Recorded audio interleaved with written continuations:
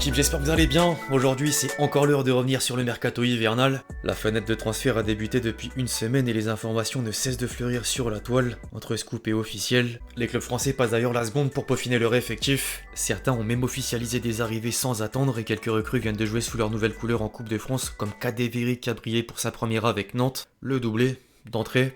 Bref, on va sans plus tarder parler concret. Les amis, je vous demande juste de lâcher votre meilleur j'aime sous la vidéo. J'aimerais que la série transfert perdure, et c'est déjà le cas. Merci à tous ceux qui prendront 2 secondes pour le faire. Vous êtes des boss, comme d'habitude. On entre dans le vif du sujet avec le Paris Saint-Germain qui semble proche de connaître le dénouement du feuilleton Mbappé. Libre de négocier avec d'autres clubs, le Kicks a déjà fait couler beaucoup d'encre et faisait durer le suspense suite au sacre du trophée des champions mercredi dernier en zone mixte. Je cite: je suis très motivé pour cette année, c'est très important. On a des titres à aller chercher et on en a pris un. J'ai pas pris ma décision, j'ai pas fait de choix. Mais avec l'accord que j'ai passé avec le président cet été, peu importe ma décision, on a réussi à protéger l'ensemble des parties et préserver la sérénité du club pour les défis à venir, ce qui reste le plus important. On va dire que c'est secondaire. 4 jours plus tard, une bombe vient de tomber dans la presse française. Hier soir, Foot Mercato a révélé que l'attaquant parisien s'est mis d'accord avec le Real Madrid et quittera le PSG à l'issue de la saison après des années d'un jeu de dupes. Le tricolore serait prêt à franchir le pas à la Maison Blanche qui veut frapper un grand coup cet été pour lancer un nouveau cycle. Tout le monde attendra sans doute un tweet de Fabrizio Romano avant de croire au scoop, d'autant qu'aucun média n'a pour l'instant appuyé l'information et RMC penche même dans le sens inverse. Personne n'est au courant d'une quelconque décision au sein du club de la capitale. Les dirigeants parisiens sont toujours persuadés de recevoir en premier le choix du numéro 7, même si certains considèrent en interne que ces remous médiatiques n'arrivent peut-être pas pour rien. Et Fabrice Hawkins se dément tout accord à propos de l'avenir de Kylian. L'entourage du champion du monde 2018 a ajouté qu'aucun type d'influence ne dictera le timing de discussion ou de réflexion.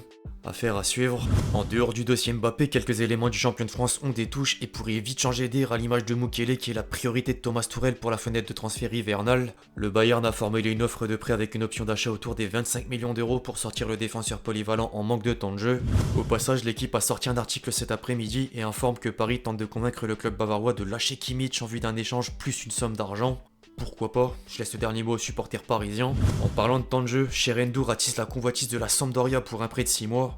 Au rayon des indésirables, Ekitike a également une porte de sortie vers la Bundesliga, mais Francfort et Wolfsburg bataillent avec Wolverhampton. Les 3 prétendants auraient l'intention d'envoyer une proposition de prêt payant avec une large prise en charge du salaire. En parallèle, la Roma a déjà prévu de casser le prix de Renato Sanchez et attend l'aval du PSG qui discute avec le Beşiktaş pour le reprêter d'office.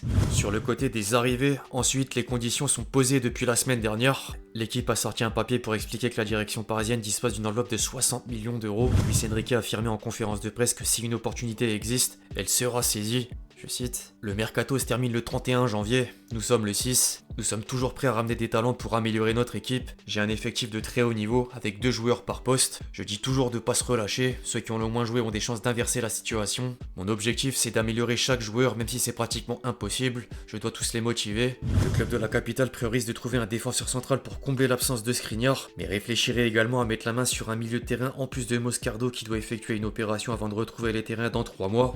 Une source turque stipule que les dirigeants parisiens ont pris des renseignements sur Gonzalo Inacio et Ousmane Diomandé en vue de renforcer le secteur défensif.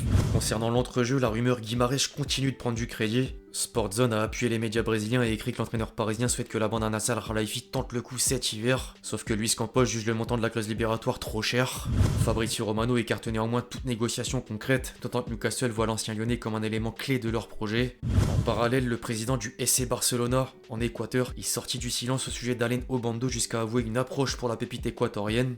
Je cite: c'est vrai pour le PSG, ils sont extrêmement intéressés, ils ont fait une offre qui répond aux attentes du club et ça a été une offre assez agressive. Ils veulent même que la famille d'Allen, son père, sa mère et le président du club fassent le voyage pour négocier. Outre Paris, la Ligue 1 aura passé la seconde au cours de la première semaine du mercato hivernal. Metz a officialisé le retour en prêt de Miko Tadze jusqu'à la fin de la saison. Monaco s'est attaché les services de Kerrer en prêt avec une option d'achat de 11 millions d'euros et garde toujours un œil sur Lilian Brassier malgré la concurrence d'écuries européennes. Le club du Rocher a également acté le départ de Gelson Martins vers l'Olympiakos alors que Maripane s'approche de plus en plus de Rennes. Le club breton essaye d'une autre part de contrer l'offensive de Francfort pour Kalimundo. Montpellier s'est fait prêter Sylvain Efti par le Genoa.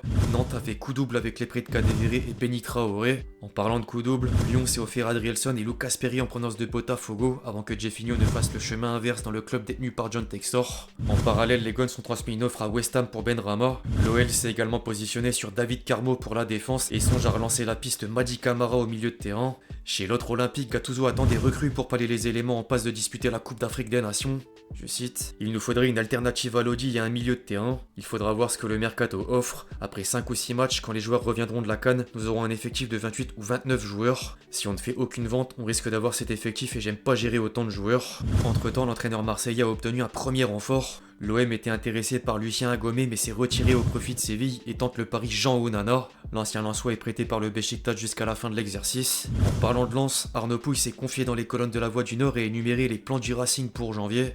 Je cite, « Le vrai besoin, quasi numérique, il est sur le poste de piston, plutôt à moyen terme. Nos pistons avancent tous un peu dans l'âge, si on peut trouver un profil qui va profiter de l'expérience de ses collègues et progresser chez nous, on le fera. C'est devenu la priorité avec la blessure de Macha, et ça peut se faire rapidement. Le directeur général des 100 et Or a également balayé les rumeurs Barreal et Jurasek sans citer de nom, avant que Foot Mercato n'évoque la venue d'un certain Johanner Chavez. L'arrière gauche était déjà à Bollaert hier et permettra à l'Esporte Club Bahia de récupérer près de 3 millions d'euros. Le voisin du Nord avance également en coulisses. Le LOSC a trouvé un accord avec Porto pour le prêt de Gonzalo Borges avec une option d'achat de 20 millions d'euros. En parallèle, les Dogs vont prêter Virginius à Clermont et la Juventus pousse pour arracher Diallo. Du côté de Nice, le Gym s'est entendu avec la Real Sociedad pour le transfert d'Alicho contre 12 millions d'euros. Les Aiglons ont également ciblé un certain Florian Thauvin et Todibo fait toujours les yeux doux au cadre de la Premier League. En parlant de la Premier League, Manchester United a démarré l'opération dégraissage. Les Red Devils ont initié des contacts avec Dortmund pour envoyer Jadon Sancho en prêt et Anthony Martial intéresse le Fenerbahçe. Le club mancunien a d'une autre part cassé le prêt de Reguilón qui retourne à Tottenham. En parallèle, les Spurs sont concentrés sur Dragozin et s'apprêtent à obtenir le prêt de Timo Werner avec une option d'achat de 19 millions d'euros. Chez le voisin londonien, Arsenal est lié au nom de Vlahovic. Les quotidiens italiens ont d'une autre part confirmé que Zielinski compte rester en Serie A et rejoindre l'Inter qui vient de boucler la signature de Buchanan. Du côté de l'Espagne, Séville a mis les bouchées doubles pour tenter de relever la tête en deuxième partie de saison. Le club andalou a approché plusieurs joueurs dont Azmoun, Teatro Fofana ou encore Mejbri. En parallèle, la presse madrilène s'est permise de faire la une sur Haaland. AS a rapporté que le Real Madrid envisage de recruter le cyborg l'été prochain et ajoute que la clause libératoire vaut en réalité près de 100 millions d'euros plutôt que les 200 qui sont en fait fixés pour les clubs anglais. Haaland Mbappé, Mbappé Haaland, c'est dur de comprendre une logique. Enfin, en Allemagne, le Fenerbahçe a l'intention de sortir Bonucci de l'Union de Berlin et Dortmund est proche d'un terrain d'entente avec Chelsea pour bénéficier du prêt de Madsen. Quant au rayon des officiels, Francfort a annoncé l'arrivée de Kalajdzic en provenance de Wolverhampton. Saint-Etienne s'est fait prêter Irving Cardona. Le Benfica a posé 18 millions d'euros sur Marcos Leonardo. Sheffield s'est offert Ben Brereton Diaz en prêt. Des nouvelles de Wayne Rooney qui est déjà démis de ses fonctions à Birmingham.